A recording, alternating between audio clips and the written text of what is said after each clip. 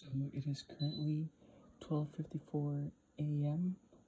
It is the night before the time I have to actually send and post the video to the English forum. So that is why in this video I will be talking about the importance of sleep and a couple tips that might be useful.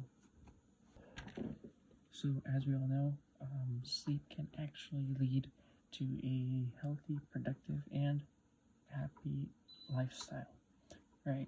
So it's also important to note that a lack of sleep can actually have serious consequences on health. Things like an increased risk of cancer, blocked arteries, and even psychological conditions like anxiety and depression. Additionally, a lack of sleep can actually decrease a person's focus, productivity, and concentration during the course of the day. So, one tip that could actually be useful is to try and avoid caffeine 10 hours before actually going to bed and trying to sleep. Caffeine works by blocking receptors which promote sleep and can harm sleep to an individual without realizing it. It's important to note that caffeine doesn't only come in coffee but also in tea, dark chocolate, and in some pain relievers. So another tip which might be useful is to also create your own sleep schedule. So you have to remember that you have an internal clock. Our bodies have an internal clock which controls when we're tired and when we're awake. That means when you go to bed at different times, let's say you go to bed, let's say yesterday you went to bed at 9 p.m. Today you're going to go to bed at 1 a.m. and tomorrow you might go to bed at 10 p.m.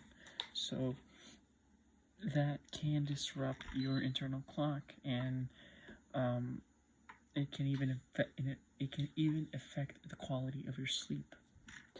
Trying to stay consistent with your sleep schedule can actually promote better sleep and help regulate that internal clock.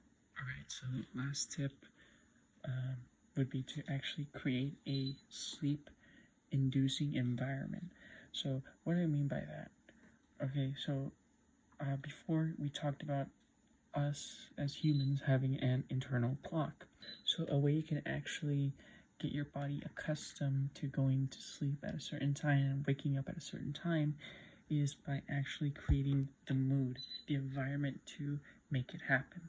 So for example, it was really hard for me to get accustomed to it because I've never really had a great sleep schedule. But one thing I do before I go to bed, like if the next day I need to go to school, or like if the next day I need to wake up really early, what I'll do is right before going to sleep, I'll open up the shade a lot. Why do I do that? It's because I've accustomed my body to getting up when there is sunlight, right? So one thing that is really important when you wake up, the first moment you wake up, you don't want to look at your phone. You want to have direct sunlight coming through your eyes. And I don't mean actually going outside and looking at the sun. I mean just a little bit. It can be, you just got up and you feel the sun in your eyes, and you go outside, you look at the sun. Don't actually look directly at it, but those are signs that your body can interpret as, hey, I'm awake, I need to get up. You also want to avoid, as always, you want to avoid trying to use your electronics or your phone or your tablet or the computer, because all these screens can produce a blue light, which then later can actually disrupt your sleep. What is actually recommended to do before going to sleep is practicing relaxation methods, or meditating, or reading a book, something that doesn't really require you to, something to really relax your body and your mind so that it'll be easier to go to sleep afterwards. Alright, that was the video. I'll see you guys today. Bye.